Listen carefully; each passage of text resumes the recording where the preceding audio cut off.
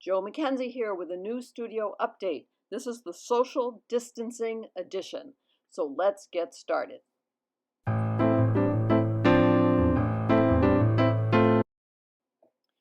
So starting around the beginning of February, I knew that I needed to find a new studio space. And the space that was available is this porch room, which is a beautiful room, but it had no heat in it, and there were some other difficulties.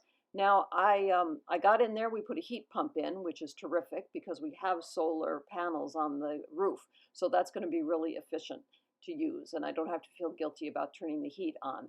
The other thing that had to happen was it needed to be painted white, and this is, like I said, this is the before we got in there and really cleaned out the room, which really was underused. I have to say, we didn't use it for much of anything.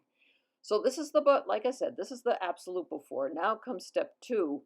I don't know why I called that step one. It was just deciding what the room was going to be. Here's step two, which was what we got it painted. And let's see, cleaned everything out of there. That was a production, I've got to say. It was not easy going. There was another video about that and some off-gassing issues that we had.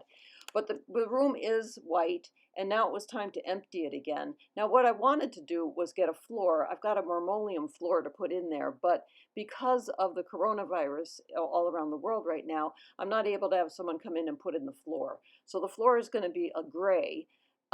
And I also would like to get a comfy chair in there. But for right now, I decided not to wait, especially because everyone is social distancing and having to stay at home. This is a good time to get to painting.